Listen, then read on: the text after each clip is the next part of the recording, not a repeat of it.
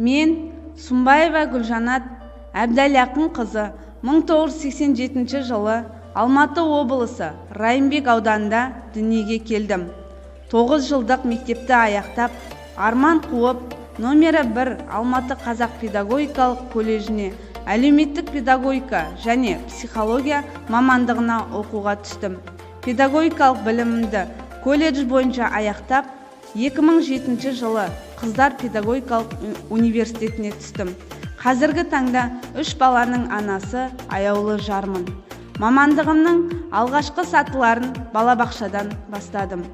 Жас маман болғандықтан бала тәрбиесіндегі рөлімді алып жүру мен үшін қиын да қызықты болды.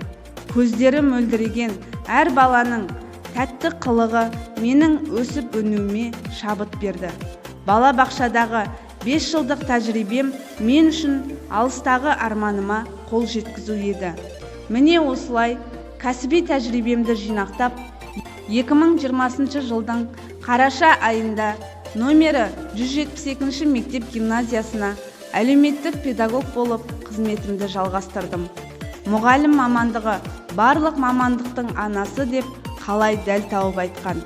Қиындығы да, қызығы да жетерлік. Ең бастысы, жауапкершілігі жоғары мамандықтың бірі әлеуметтік педагог. Өйткені бұл мамандық иелерінің мойнына әлеуметтік жағдайы төмен, көп балалы, жетім, аз қамтылған отбасының жағдайларын анықтауда, қажет жағдайда көмек қолын созу жүктелген. Өз мамандығымның мақсаты мен міндетін ескере отырып, қызметіме қызу кірісе бастадым. Қазіргі таңда Қазақстан Республикасы бойынша әлеуметтік жағдайы төмен отбасылар, ажырасқан отбасылар, қиын жағдайға душар болған отбасылар және жетім, қараусыз қалған балалар саны азаяр емес. Десек те, Қазақстанда көп балалы отбасылар саны 400 мыңға жуықтады. Яғни 2019 жылы 1 шілде жағдайы бойынша көп балалы отбасылар саны 200.658 болса, ағымдағы жылдың 1 шілде жағдайы бойынша 398.091-ге жеткен. Яғни, бір жылда 134.433 отбасы 4-ші сәбиін бауырына басқан.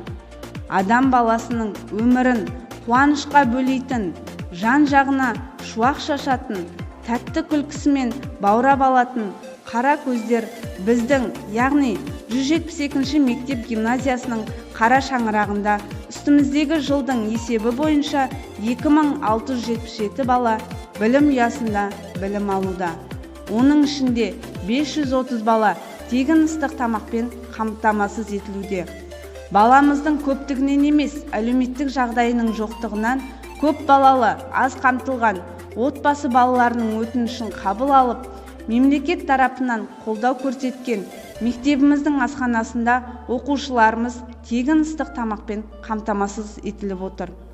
Менің жұмысымның негізі де осында.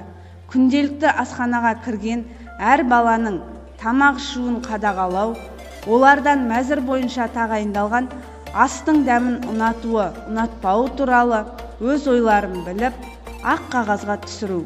Сонымен қатар, мектебімізде жыл бойында өтетін мектепке жол акциясы бойынша жағдайы төмен, жетім, көп балалы, аз қамтылған отбасыларына жаны жомарт жандардың қолдауы мен көмек қолын созып отырамыз.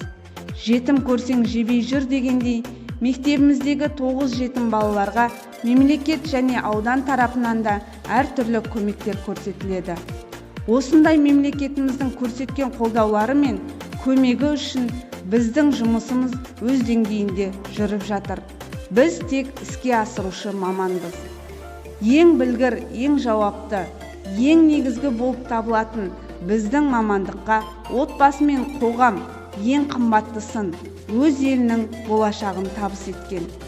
Өзің үшін үйренсең, жамандықтан жиренсең, ашыларсың жылма-жыл деп, дана Абай атамыз айтқандай, бұл менің еңбек жолымдағы ең алғашқы бастамалар ғана екендігі анық. Назарларыңызға рахмет.